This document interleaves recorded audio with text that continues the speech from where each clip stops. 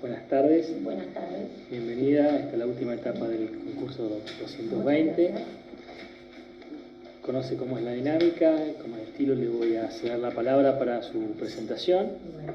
Y luego consejeros y consejeras le van a hacer algunas preguntas. Bueno, ¿cómo no? Adelante. Bueno, mi nombre es Norma Elisa Fuentes, como usted dijo. Tengo 52 años, nací en Zapala, estudié en la escuela, mis estudios primarios en la escuela número 3, tenía la aviador estacionaria que está enfrente. Mis estudios secundarios en la escuela que era Normal Superior Nacional de Zapala, actual IFD número 13. Mis estudios universitarios en la Universidad Nacional de La Plata. Me recibí en el año 95, volví a Zapala, me matriculé en el Colegio de Abogados de Zapala. Comencé a trabajar, puse en estudio jurídico conjuntamente con mi amiga con la que había ido a estudiar, volvimos juntas y nos pusimos un estudio jurídico. Comencé a trabajar en la Dirección Provincial de Legalidad como asesora letrada.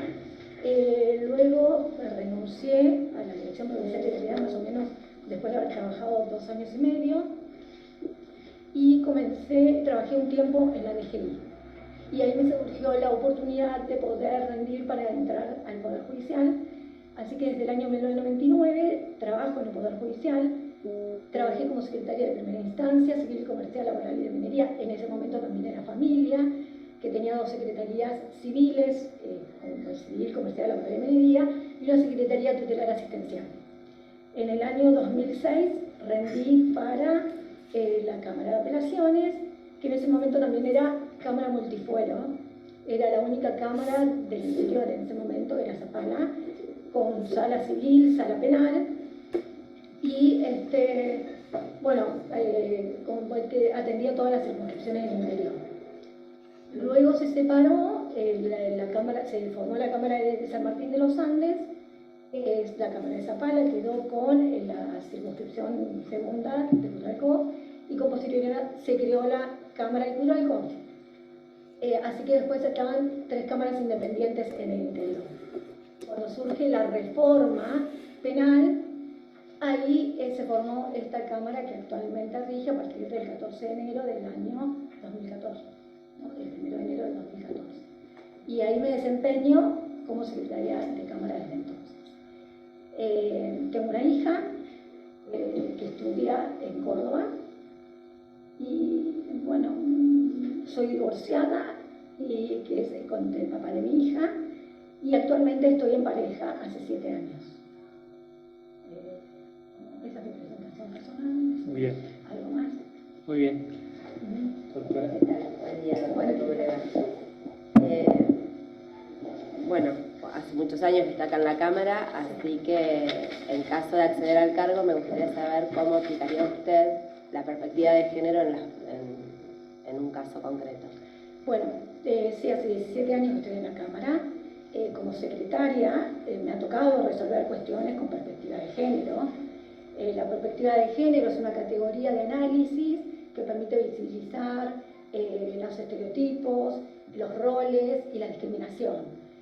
Con lo cual, siempre hay que tener en cuenta los contextos, también la persona, para ver, porque muchas veces no solamente es una mujer, sino que además tiene otras vulnerabilidades que nos ha tocado en muchas oportunidades resolver, con multiplicidad de vulnerabilidades. Por ejemplo, una chica discapacitada, por ejemplo, con escasos recursos, además mujer. Entonces, sí, se aplica habitualmente la perspectiva de género, y obviamente hay que tener en cuenta todo el contexto, la normativa aplicable, la normativa internacional, nacional y provincial. Y hacer mucho hincapié en la perspectiva de género, obviamente, porque es una manera de terminar con las desigualdades. Está bien que tenemos, que a través del poder legislativo, las políticas públicas, se pueden hacer medidas de acción positiva, pero también desde las sentencias se pueden aplicar medidas de acción positiva, es decir, discriminaciones a favor de la mujer, digamos, discriminaciones positivas, es decir, para igualar en determinadas cuestiones las desigualdades que se pueden advertir en determinados casos. Generalmente, bueno, por cuestiones de género, ¿no? Bien. Y con respecto a la reparación plena, ¿qué entiende usted por reparación plena y cómo lo aplicaría? Y la reparación plena es obviamente cuando existe un daño y se trata de indemnizar o cubrir o poner a la persona que ha sufrido el daño en la situación anterior a que ha sufrido el daño. Por lo tanto, es decir, no dejar nada sin indemnizar, por así decirlo, una cuestión para colocarla a la persona en la situación en la que estaba antes de producirse el daño. Bien. ¿Y cuál sería su razonamiento concreto, por ejemplo, en un caso concreto? ¿Cómo lo resolvería? Y trataría obviamente de ver todo ¿Solo económicamente o con alguna otra prestación? Sí, depende, obviamente, depende del daño que sufra y si estamos en el contexto de perspectiva de género también y todo lo demás, con algunas cuestiones como por ejemplo se puede, además de todo lo que tiene que ver con una reparación integral o plena, como dice usted, puede ser también por ejemplo, en una cuestión de perspectiva de género, ya que usted venía con eso, si se advierte alguna situación de desigualdad, por ejemplo, pedir en determinadas cuestiones si se ha sufrido un daño como consecuencia de una actividad o una conducta desplegada por algún organismo, por ejemplo, se podría ordenar que se repare de alguna manera también haciendo o ordenando que hagan talleres o por ejemplo, se me ocurre en una situación de acoso laboral, en el contexto del trabajo, mandar a que se dé capacitación en ese sentido, es decir, no solamente una reparación dineraria, sino también ese tipo de reparación, digamos, en especie, que pueda, conseguirse la reparación plena desde todos los puntos de vista. Gracias. ¿Qué tal, doctora? ¿Qué tal? ¿Cuál es para usted el rol del juez de cámara ante la sociedad? Bueno, primero y principal, un juez tiene que ser comprometido con la sociedad, ¿no es cierto? No solamente un juez de cámara, sino todos los jueces. Los jueces cumplen una función muy especial y una función social muy especial porque, de alguna manera son los encargados de llevar la paz social, porque son los que resuelven los conflictos. Entonces, tiene que tener un compromiso social, no involucrarse para un lado o para el otro, sino un compromiso social de tal manera de poder llevar soluciones justas y no solamente entre las partes que van a estar en conflicto, sino también que sean ejemplo para la sociedad también. Por lo tanto, considero que no solamente el juez de cámara, sino también los jueces de primera instancia, y también creo que, en cierta manera, todos los que integramos el Poder Judicial, que tengamos un servicio de justicia, tenemos que tener un compromiso hacia la sociedad, de tal manera que, pueda ser ejemplar lo que se resuelva y, bueno, en general también me parece que el compromiso es fundamental con la sociedad. Muchas gracias, doctora. Doctora, buenas tardes. Buenas tardes. Quisiera hacer una consulta. ¿He tenido oportunidad de leer los documentos que se están trabajando sobre el proyecto de reforma procesal civil y comercial? Honestamente no. No he tenido. No he tenido. No importa. Quería saber si conocía por lo menos el contenido A ver, y podía emitir sí, opinión. no lo leí en detenimiento, pero puedo llegar a tener conocimiento en base a charlas que puedo tener con pares. Bien. ¿Conoce cuáles son los lineamientos o las pautas que ha fijado recientemente la Corte Suprema para sentencias con el lenguaje claro? Sí, la Corte Suprema ya se ha expresado que tiene que tener un lenguaje claro que pueda llegar al común de la gente, y más allá de no un lenguaje, si bien técnico, pero que sea cercano a la gente, digamos, el vocabulario de la corte, por lo menos, y de los jueces también tiene que ser técnico, pero que sea entendible también para quien recepciona lo que se resuelve, que es el común de la gente. Por lo tanto, tiene que tener un lenguaje claro y no ambiguo. Bien, una última pregunta. Tengo entendido que acá la regulación de los honorarios en segunda instancia queda supeditada a la determinación o legislación de primera. ¿Conoce cuál es el motivo, cuál es el criterio por el que se aplica, Sí. se resuelve así? Sí, porque en realidad yo, como le dije, he pasado por todas las cámaras. No es únicamente este criterio de esta Cámara de Apelación del Interior, sino es un criterio desde siempre. Porque en realidad, bueno, el artículo 6 establece, está bien que se pueden establecer a través de porcentajes, pero directamente de lo que se regula en primera instancia.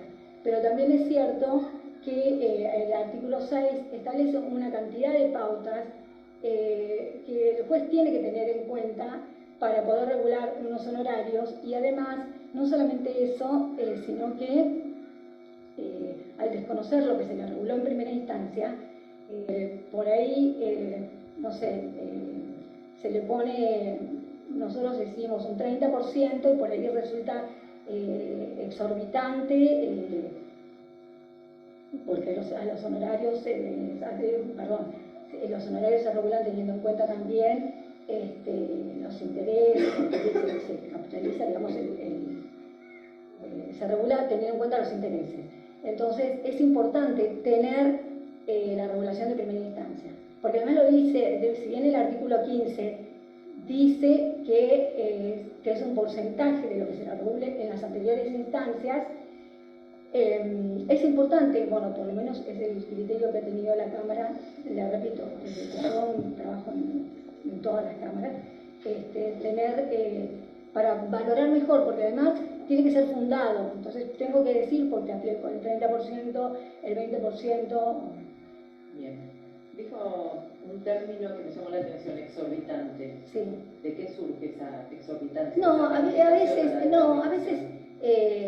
por los números. Por los números, en realidad, no por el trabajo. El trabajo siempre se tiene que remunerar, ¿no? Pero a veces, digamos, también hay que tener en cuenta el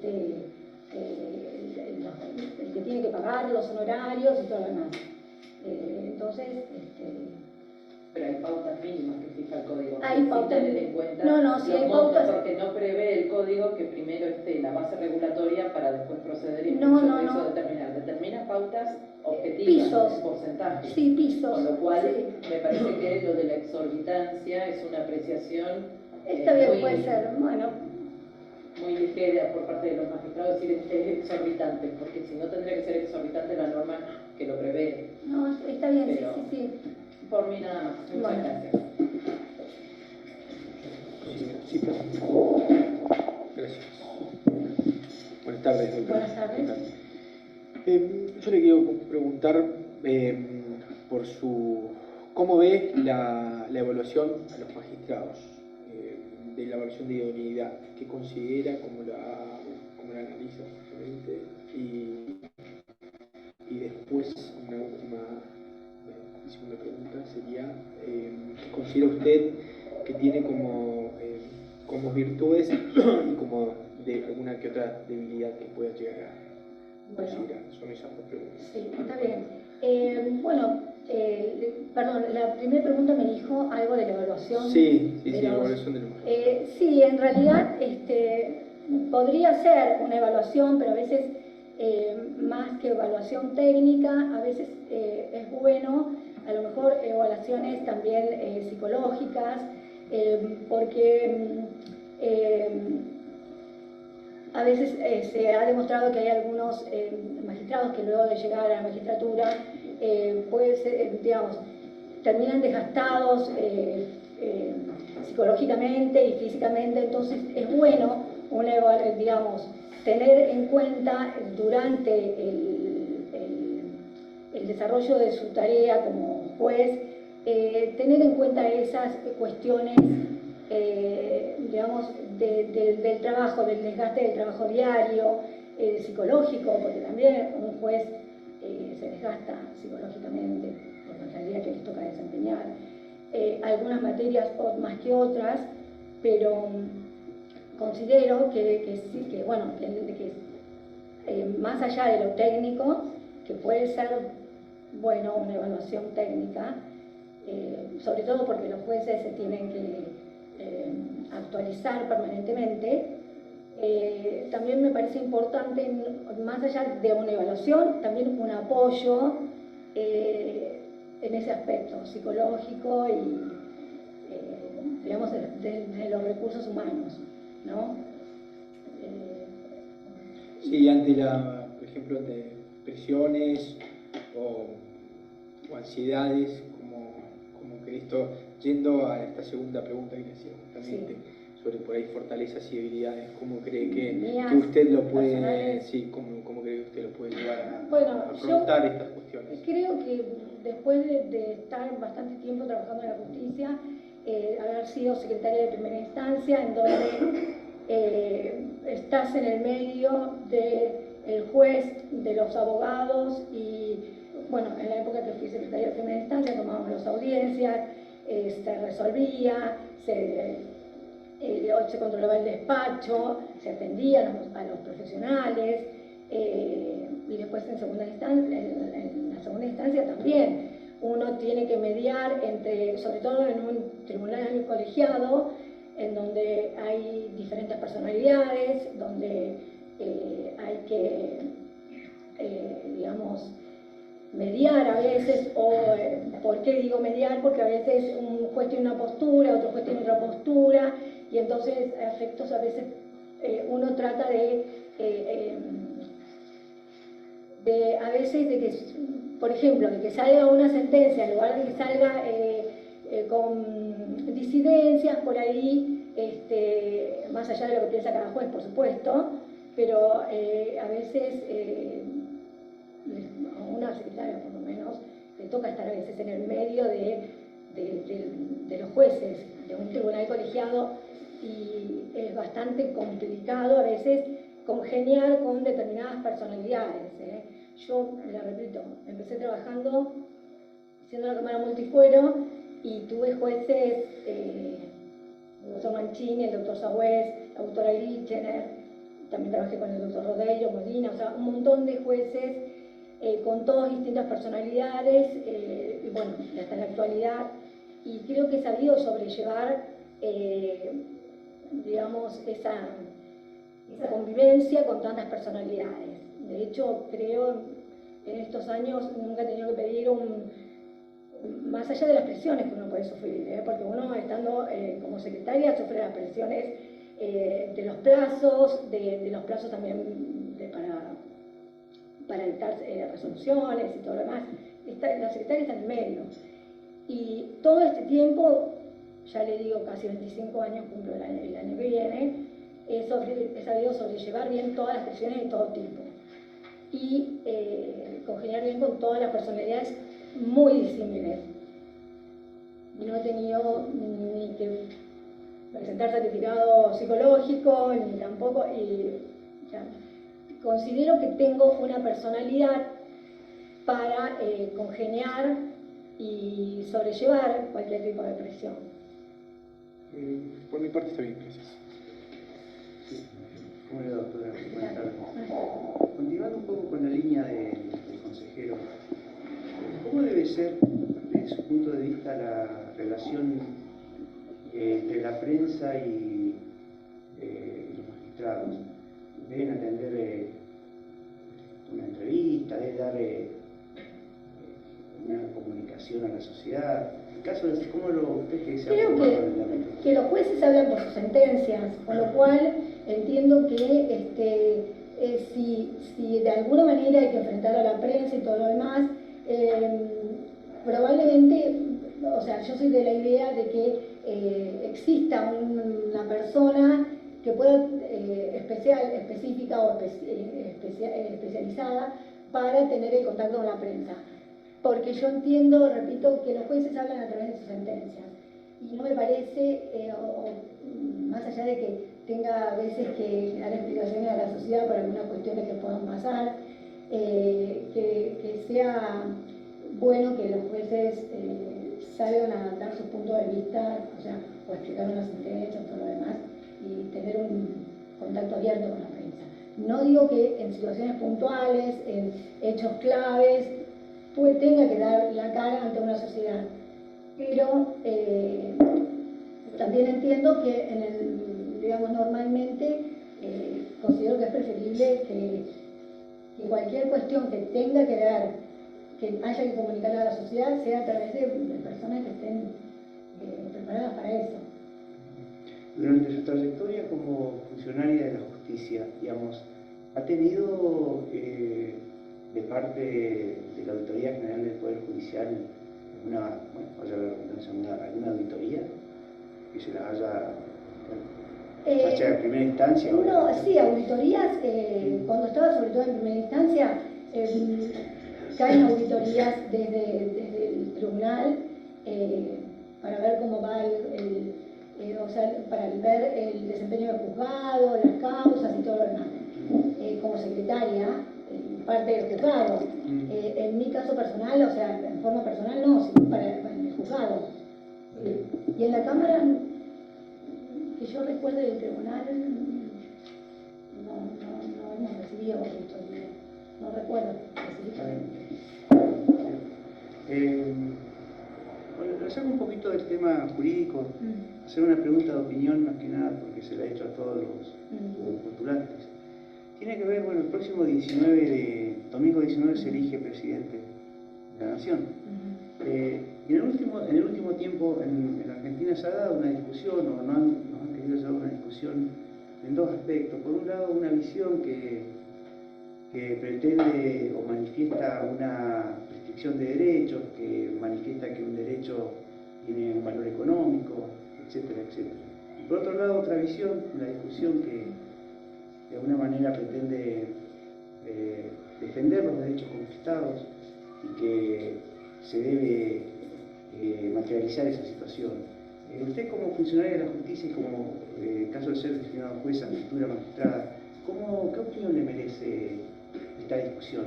Mire, yo en realidad les voy a contestar yo soy hija de un camionero y de una ama de casa.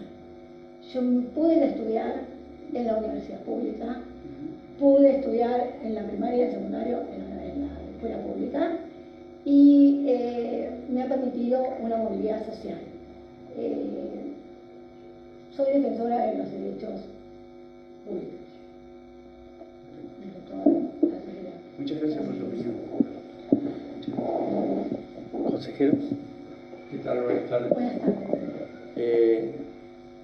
Sin meterme en su vida privada e íntima, me gustaría saber cómo se relaciona usted con la comunidad de Zapala. ¿Participa en alguna institución de bien público, en algún club, practica deporte? Bueno, lo que tiene que ver con el verdadero arraigo que tanto nos preocupa cuando entrevistamos a los postulantes. Sí, obviamente, digamos, hago actividad social y todo lo demás, pero siempre anónima, no formo parte de ninguna comisión ni ningún organismo, pero sí, obviamente, anónimamente hago, digamos, colaboro con comedores,